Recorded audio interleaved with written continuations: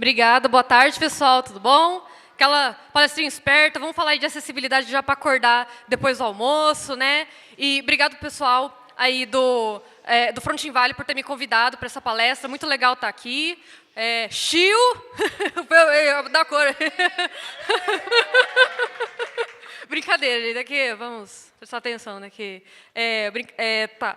E, bom, acessibilidade web, eu acho que é um tema sempre legal de ter ali em eventos, acho muito bacana. Recentemente palestrei também no Frontin Sampa, aí na Brasil JS, sobre esse tema. Isso é muito importante vocês estarem ouvindo sobre isso, e a intenção é passar uma mensagem que vocês possam levar aí para a empresa de vocês, porque foi até...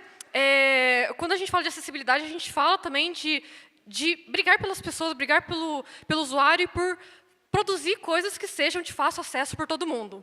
E isso é uma coisa que acho que muitos de vocês assim têm brigas homéricas assim dentro das empresas quando vocês vão falar de acessibilidade. Ah, mas isso vai ter custo no projeto, mas isso é difícil. E eu até retuitei esses dias atrás uma frase falando assim: como designers e desenvolvedores, é obrigação nossa brigar sempre pelo usuário, mesmo que isso custe o nosso emprego. Porque a gente está fazendo coisas para as pessoas, então a gente tem que procurar sempre fazer algo que tenha qualidade para as pessoas. E a acessibilidade está dentro de uma experiência de uso, e aí em um contexto específico. E a intenção da palestra é mostrar para vocês que a acessibilidade não é difícil, tem coisas bem simples que vocês podem colocar no dia a dia de vocês, já na rotina de desenvolvimento, e que não vão ter impacto em nada no tempo aí do projeto. E aí, só me apresentando um pouco, eu sou bacharel e eu recentemente acabei meu mestrado, também em ciência da computação, e no meu mestrado já trabalhei com acessibilidade web. Eu tenho aí mais de 10 anos de experiência em TI, só tenho pessoal. Eu sou professora e eu sempre passo por estudante na faculdade, né, quando eu dou aula. Então, gente, eu só tenho cara de novinha, mas eu já tenho mais de 10 anos aí nas costas, aí no mercado. Hoje eu tenho trabalhado bastante mais a parte de... Comecei como front, mas hoje eu migrei e estou migrando cada vez mais para a área de experiência do usuário. Eu também gosto da parte de gestão de projeto e acessibilidade web, e também eu sou membro do grupo de especialistas em acessibilidade do W3C Brasil, onde a gente fomenta algumas iniciativas bem interessantes, e tem até a cartilha de acessibilidade que vocês podem baixar pelo site. Bom, então vamos começar.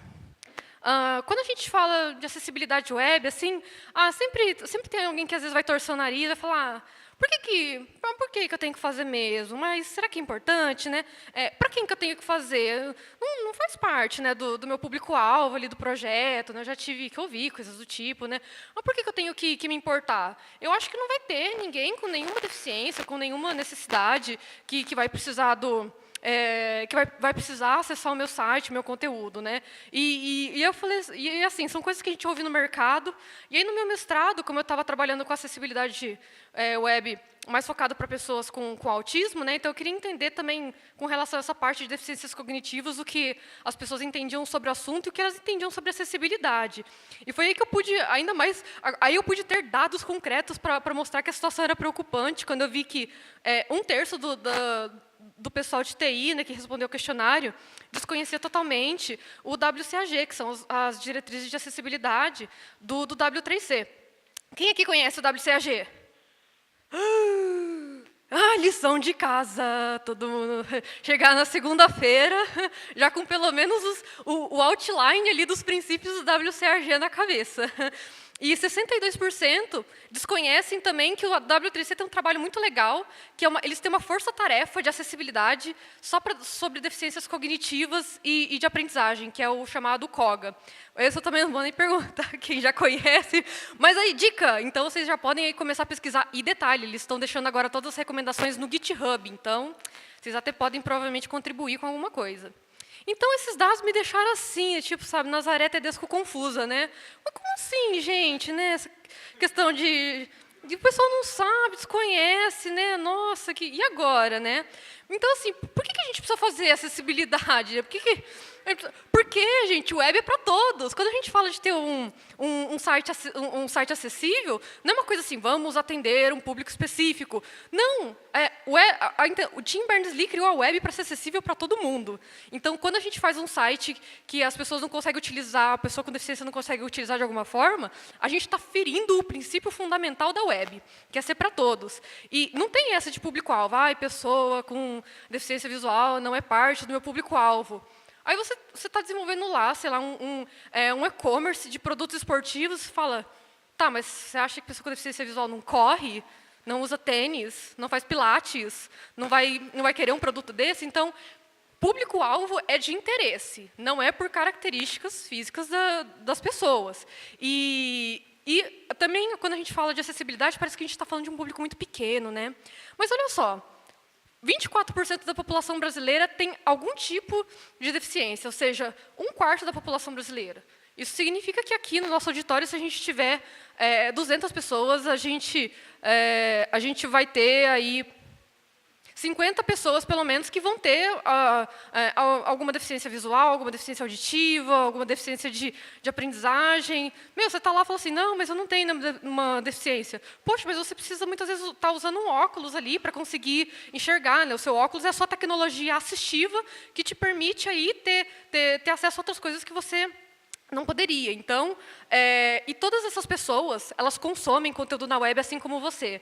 Ainda tem muita desinformação, né? Tem pessoas assim que às vezes ficam surpresas de saber, poxa, mas como uma pessoa com deficiência auditiva usa um telefone e usa, e como uma pessoa com deficiência visual usa um computador. E todas essas pessoas estão aí consumindo o mesmo conteúdo que você e tendo a mesma necessidade. Então, quando a gente fala de acessibilidade, é uma parte inerente do nosso trabalho. E aí, assim, às vezes as pessoas, como eu já estou há muito tempo estudando e falando sobre acessibilidade, algumas pessoas vêm tirar algumas dúvidas e eu já ouvi coisa do tipo, como eu convenço o meu chefe a me deixar fazer acessibilidade? E aí eu fiquei assim, não gente, pera, não é fazer, convencer, né? Porque a gente sabe que às vezes acontece isso dentro das empresas. E assim, a intenção, o que vocês têm que ter em mente é que a acessibilidade não é feature do projeto. Agora eu vou fazer um módulo de acessibilidade. Fiz o projeto inteiro e agora eu vou colocar acessibilidade. Não, você fazer algo que seja acessível, que você remova barreiras, né? Que não é adicionar acessibilidade, é remover barreiras de interação. E isso tem que ser parte da sua rotina, uma parte inerente do seu trabalho. E você não precisa pedir autorização.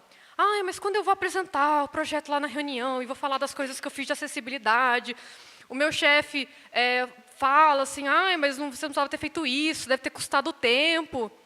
Não fala. O negócio, se ele for acessível, ele vai funcionar.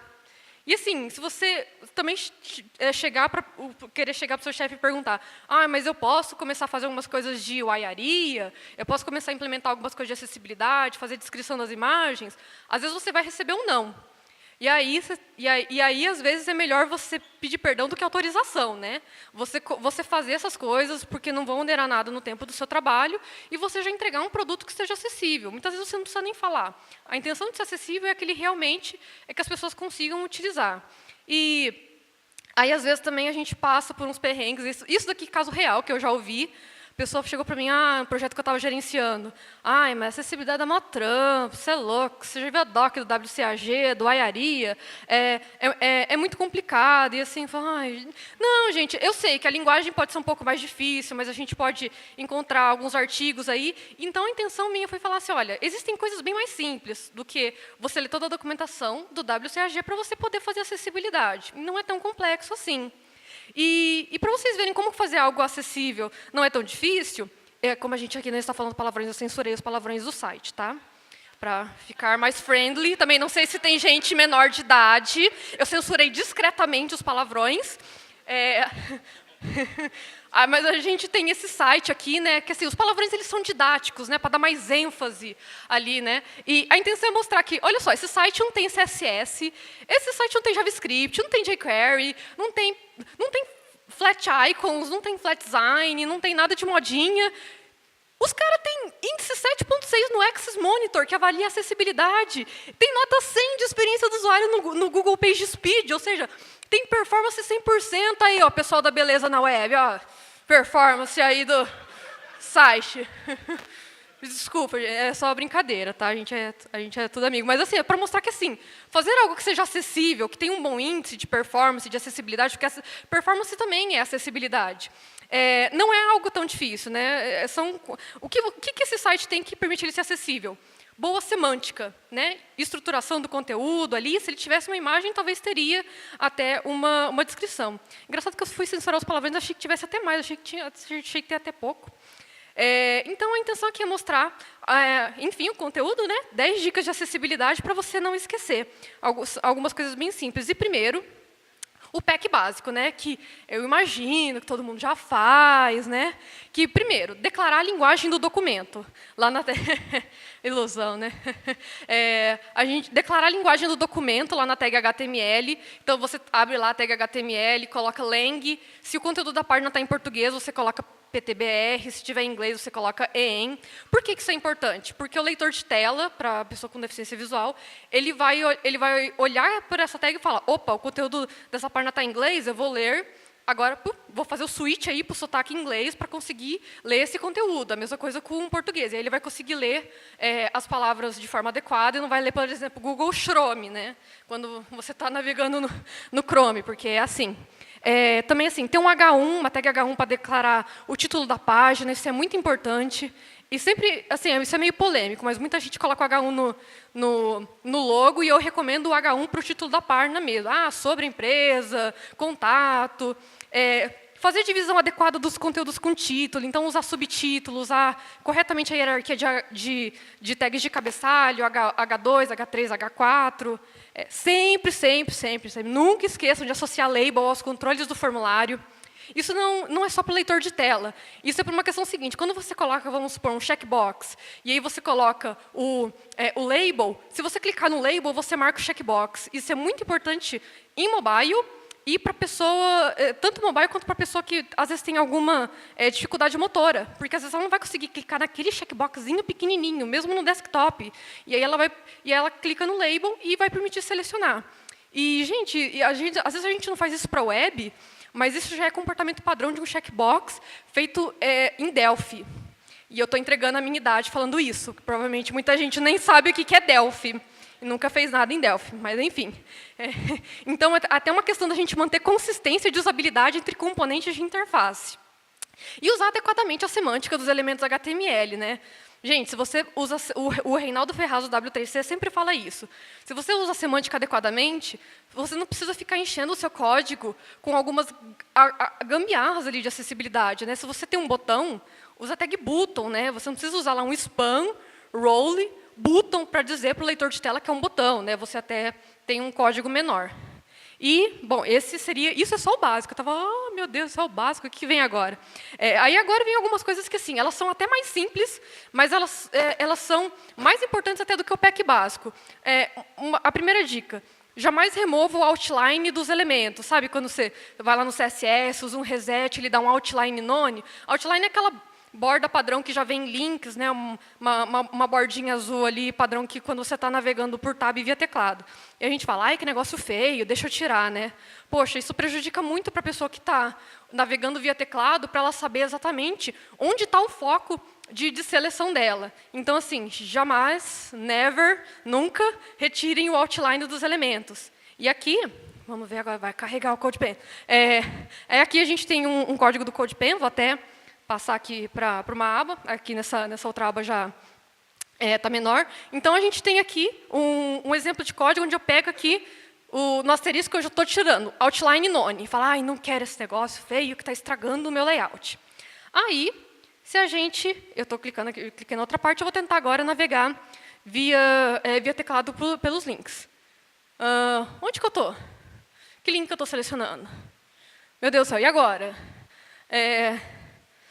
Nossa, eu consigo saber, eu estou vendo porque está aparecendo aqui para mim. Porque se eu estivesse navegando de forma aleatória, eu já nem saberia mais em que link que eu estou. E aí, vou navegando, vou fazer de forma aleatória. Vamos ver onde que ele vai parar. Nem sei onde ele foi parar, porque eu não estava conseguindo ver a seleção. Ainda bem que foi parar aqui no site do W3C, não no outro site lá que tinha os palavrões, que eu coloquei o link nele também, né? E aí aqui tem um exemplo correto, eu tirei aquele lá do outline none, e aí eu dei uma estilizada também no outline aqui embaixo. Então, está vendo, no link, eu estou usando o SAS, tá? Aí aqui no link, no over e no focus, eu estou colocando um estilo para outline, né? Para ficar bem discreto que eu estou selecionando o link. Eu gosto de coisas assim discretas, né? Igual eu, assim. Então, aí eu estou colocando uma borda, então, poxa, agora eu sei exatamente que eu estou selecionando o link do front em Sampa, agora eu sei que eu estou no site, no link do W3C, agora eu sei que eu estou no link do site do website Paquitão. E muitos de vocês nem sabem o que é Paquito, né? Eu estou entregando de novo minha idade, viu? Só estou entregando minha idade nessa palestra, mas enfim. Então, olha só, retirar o outline, você perde muito assim, de experiência de uso, de indicativo, né, de navegação para a pessoa e até de usabilidade. Aqui, aqui já estava com o exemplo do outline. E vocês viram, ali naquele meu exemplo, que eu estilizei para o link o outline tanto do over quanto do focus. Porque, gente, over só tem no desktop. A gente não tem o estado over do pseudolink em mobile. Aí, assim, isso é uma coisa que alguns anos atrás eu fiquei, nossa, eu nunca tinha parado para pensar nisso. Então, quando a pessoa está usando um dispositivo móvel, ela vai ter ali o focus, que é onde, quando ela está no elemento, ou active também, né? A gente pode também utilizar o active, que mostra, olha, estou selecionando este link nesse exato momento. E o focus também, na verdade, o focus não é só para mobile, o focus é para o leitor de tela. Porque quando eu estou navegando pelo teclado, não vai ter o over. O over vai ser só quando eu estiver mesmo com um ponteiro, né, com um cursor ali por cima daquele link. E o focus vai ser quando eu tiver navegação via teclado. Então, não vai adiantar nada vocês estilizarem o outline se tiver somente no over e não tiver no focus. Porque não só pessoa com deficiência visual. Às vezes eu estou usando meu notebook e assim, eu estou sem mouse aqui no momento, como eu estou agora, nesse momento, e eu vou navegar pelas coisas usando atalhos, usando teclado. Ou, às vezes, para uma pessoa que possa ter uma deficiência motora, é mais fácil para ela navegar pelo teclado. Então, a gente tem que pensar nesses contextos de uso. Aí, a terceira dica, permitir que outros elementos também possam receber foco via teclado. Porque a gente fala só de navegação via teclado por... nos links, nos botões, mas às vezes eu quero pular direto para um conteúdo, às vezes eu quero selecionar um conteúdo, ou às vezes eu sou uma pessoa com uma deficiência de aprendizagem que me causa dificuldade de concentração. Então, se eu tiver alguma coisa que me permita saber exatamente em que parte do texto que eu estou e que eu consiga selecionar aquele trecho do texto, vai ficar mais fácil para eu conseguir compreender. Então, a gente pode usar também algumas técnicas. Vou passar para o outro exemplo, que está... Vamos ver. Não é esse.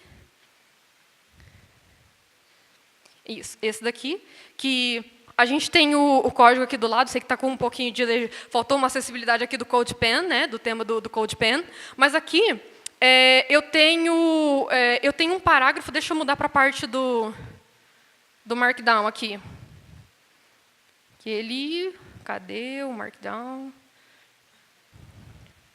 Ele sumiu aqui, mas assim, eu tenho esse parágrafo aqui, que se vocês perceberem que a hora que eu clico no parágrafo, ele coloca uma borda cinza e ele coloca um fundo cinza também.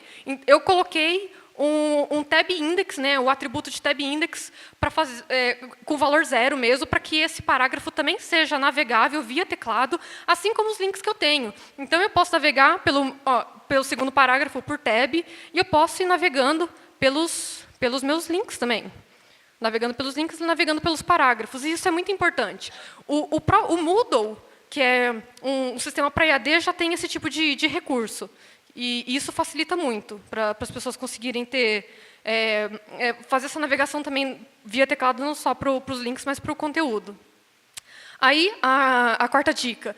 Textos capitalizados em caixa alta, sempre no CSS, nunca no HTML. Nesse caso aqui, por exemplo, dos slides, né, a gente tem o texto em caixa alta, mas que é a própria fonte, né, como ela está apresentando, mas a gente tem que evitar ficar escrevendo o texto todo em caixa alta, direto, ali, assim, eu vou escrever o título, já escrevo tudo em caixa alta. Não, gente, a gente tem propriedade CSS para fazer isso, que é o uppercase, lowercase, ou capitalize, se a gente quiser mudar, se a gente quiser o lowercase, se a gente quiser colocar tudo em caixa baixa.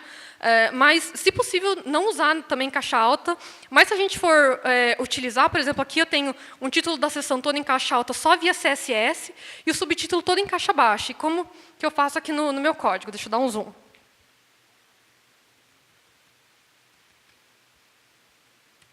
E aí a gente tem um problema de usabilidade do slides.com. Vamos achar aqui Agora aqui está mais fácil, porque esse já estava pronto, já estava com zoom. Bom, eu venho aqui no... Vamos achar onde está o código. Agora achei aqui o CSS do parágrafo. Aí, aqui. Eu tenho aqui esse código aqui de baixo, que eu tenho o meu P, que vem logo em seguida do H1, que não, o meu H1 que eu estou fazendo a transformação do texto para uppercase. O meu parágrafo, né, eu estou deixando capitalize, que então cada inicial ele vai colocar com letra maiúscula. E o meu H2 eu estou deixando tudo em caixa baixa. Mas no código original que eu digitei, vou mudar aqui para o Markdown. Ele não está carregando. No código original, eu coloquei isso daqui tudo com só o primeiro T maiúsculo, o resto tudo em minúsculo. Então, isso facilita para o leitor de tela, porque se eu já digitar tudo em maiúsculo, ele vai ler esse título, né, como se fosse algo mesmo com muita ênfase, né, até como se estivesse gritando. Então, tem até essa questão de legibilidade também, e até de interpretação pelo leitor de tela. Aí a quinta dica é, toda imagem precisa ter um atributo alt declarado. Essa geralmente é uma dica básica, mas assim, as pessoas pensam, mas como é difícil descrever imagem, até que nível de detalhe eu tenho que fazer? Olha, você não precisa ser um mestre da descrição de imagem, você só precisa colocar uma descrição no alt, alguma descrição que faça sentido. Por exemplo, a gente tem aqui o Reinaldo, do W3C, que eu gastei tempo para fazer essa montagem no Photoshop. Obrigado, tutoriais de Masters de Photoshop, propaganda. E a gente tem aqui a imagem, né? A gente tem o IMG Source, mestre Reinaldo. E o que eu coloquei do meu alt? Né? Reinaldo Ferraz vestido como Obi-Wan Kenobi. Qualquer um vai conseguir fazer ali a associação, né, do que essa imagem está descrevendo. Não preciso falar, está vestido como Obi-Wan Kenobi, que tem um capuz marrom e está cobrindo parte do rosto dele. Você só precisa colocar muitos detalhes se fizer sentido. Mas se você tiver um ícone, por exemplo, você não precisa... Você coloca assim, sei lá, tem um ícone de uma lâmpada. Você coloca, ideia, ou ícone ideia, ou alguma coisa que faça sentido ali para o contexto também do entorno. O mais importante é isso. Qual é a descrição que faz sentido dentro do texto que tem em volta, dentro do container, dentro da página também que tá aquele conteúdo. Então, assim, vou ter que fazer a descrição da imagem. O que eu coloco aqui?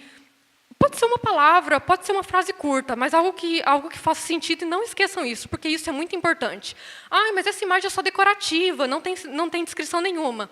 CSS. Se a imagem é decorativa, não faz parte do conteúdo, aí o mais recomendável até pelo W3C é colocar no CSS. A sexta dica é marcar o início do conteúdo e inserir um link para pular direto para ele. Vocês já devem ter visto em alguns sites que tem lá assim, pular para o conteúdo. Né?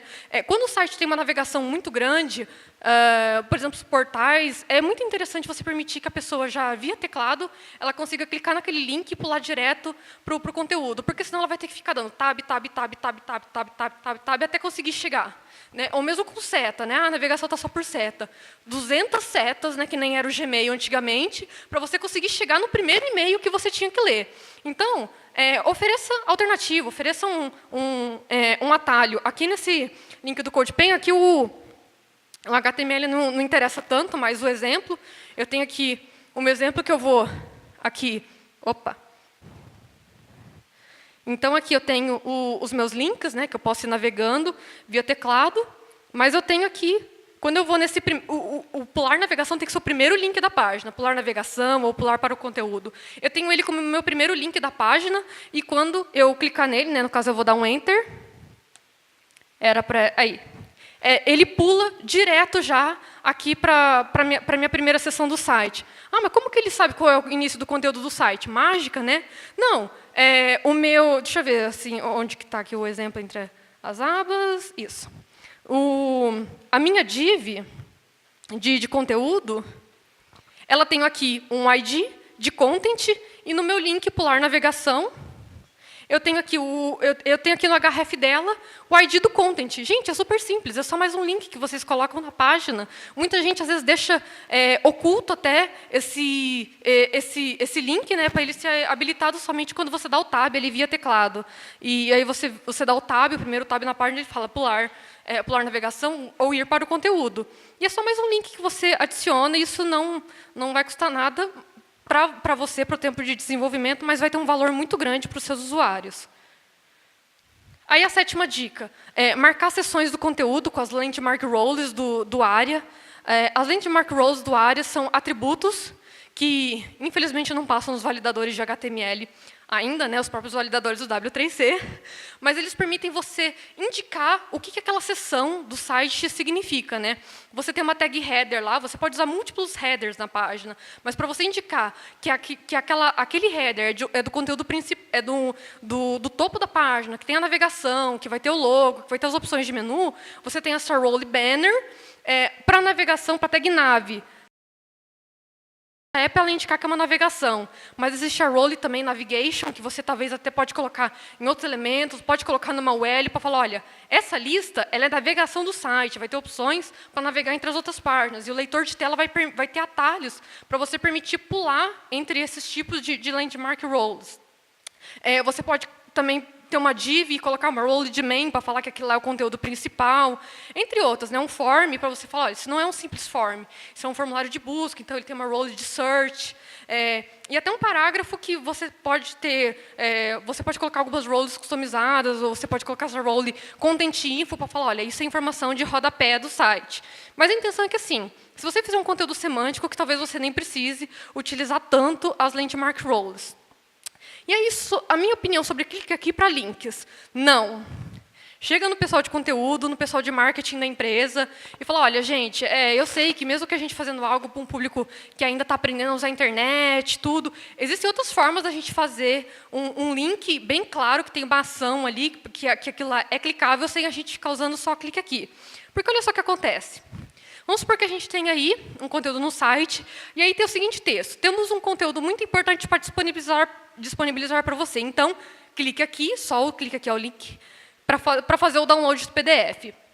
Se você ainda não é cadastrado, clique aqui para fazer o cadastro. Perdeu sua senha? Clique aqui para recuperar a sua senha. E quando a pessoa está navegando com o leitor de tela, muitas vezes ela vai navegando, pulando primeiro pelos links do site, fazendo uma varredura só com tab. Quando ela faz isso com o leitor de tela, o que ela vai enxergar é isso. Clique aqui, clique aqui, clique aqui. Não vai ter. O que isso significa? Qual o contexto que tem? Você colocar só um link de clique aqui. Então, para quê? Para que fazer isso, né? Existem outras formas que você pode fazer e que dá a entender que é uma ação clicável, como, por exemplo, temos um conteúdo muito importante para disponibilizar para você. Então, faça o download do nosso e-book em PDF. Se você ainda não é cadastrado, crie sua conta no site lá XPTO. Ou só o link inteiro da frase, esqueci minha senha. Quando eu estiver navegando com o leitor de tela só por tab, o que o leitor de tela vai ler isso. Link, faça o download do nosso e-book em PDF. Poxa, eu já sei o que isso significa. Crie sua conta no site XPTO. O texto que vem antes não está fazendo diferença para mim. Isso é importante. Crie links significativos que eles consigam funcionar sozinhos, mesmo sem o texto no entorno. Isso é uma parte que não depende do front-end, né? Conteúdo, mas vocês podem passar isso para a empresa de vocês. Assegure o contraste adequado entre a fonte, isso é uma coisa até que básica, mas uma coisa que muitas pessoas não se atentam é o contraste entre cores e imagem de fundo, quando não carrega a imagem de background, mas quando carrega só a cor de fundo. Por exemplo, eu tenho aqui um texto com a mesma cor do background. Ah, mas o texto é branco e o fundo é roxo, né? Você está maluca? Não, porque eu tenho o texto branco, mas eu vou lá no meu CSS, lá, div bonitona, background, FFF, URL, aí coloco o URL da imagem. Se dá um problema no 3G, que o nosso 3G é maravilhoso, que igual o pessoal falou no começo aqui do evento, se dá um problema no 3G e não carrega essa imagem, você vai ter um texto branco em um fundo branco. Então, vocês têm que pensar também no contraste, ali, na cor de fundo de divs, de elementos de vocês, se eles têm, se não carregar a imagem, se ele tem contraste com a fonte do primeiro plano. E outra coisa muito importante, associar cores, associar uma informação somente a cores é muito perigoso. Aqui, a gente tem, são os mesmos botões, tá? Só que opa, não posso sair daqui, entendi. Só que a gente tem o mesmo botão em 3 versões. Na primeira com, acho que, protanotopia, a segunda são 2 botões com deuteranotopia, na terceira é com tipo de daltonismo, que a pessoa não enxerga somente cores cinzas. Um botão é o cancelar e o outro é só o autorizar. Vocês têm que clicar no botão vermelho para cancelar a autodestruição. E você só tem uma chance. Acho que vai morrer todo mundo, né? O botão vermelho era o primeiro. De onde você vai adivinhar? Eu olharia já o primeiro e ia falar, ele tá meio amarelinho, tá com cara de verde, né? Acho que é esse o botão. E como que a gente poderia melhorar isso? Sempre deixar um label, né, que tenha um bom contraste para a gente conseguir associar também a ação, ou até mesmo colocar um ícone para associar. Olha, você tem 3 representações. Eu tenho a cor, que tem um significado, eu tenho o texto, que fala claramente, e eu tenho um ícone para quem, às vezes, pode ter uma dificuldade ainda de compreensão do texto. E a 10ª dica é testar o seu site com CSS e JavaScript desabilitado. Que é assim que eu me sinto, né, quando eu faço isso, desabilito no mobile. Gente, é sério, assim, eu sei que a gente tem muitos frameworks legais, importantes aí, que ajudam muito o desenvolvimento, mas eu já entrei em site feito completamente em determinados frameworks, que se eu tiver com o JavaScript desabilitado, a página aparece em branco, não aparece nada. Eu não vejo nada, eu não tenho acesso àquele conteúdo. Completamente inacessível. Então, vejam também se o seu site, se o conteúdo, se a estrutura dele não está plenamente dependente só do layout. Então, se o seu site tiver uma estrutura lógica, semântica, sem CSS e sem JavaScript, vai ter uma chance também dele já estar plenamente acessível nessa questão de navegação e estruturação do conteúdo. E o bônus, né? Não pensem só pessoas com deficiência visual. Eu sei que é sempre o padrão quando a gente pensa em acessibilidade, mas, olha, quando a gente fala de deficiência visual, não tem somente a pessoa que é cega. Você tem baixa visão, você tem daltonismo. Aí você tem também deficiência motora temporária, que seja temporária ou permanente. O que é uma deficiência motora temporária? Quebrei minha mão, não estou conseguindo digitar. Você tem que pensar nesses contextos. Limitações cognitivas ou de aprendizagem, deficiência auditiva, limitação de idade, característica do ambiente. Característica do ambiente, assim, estou no 3G.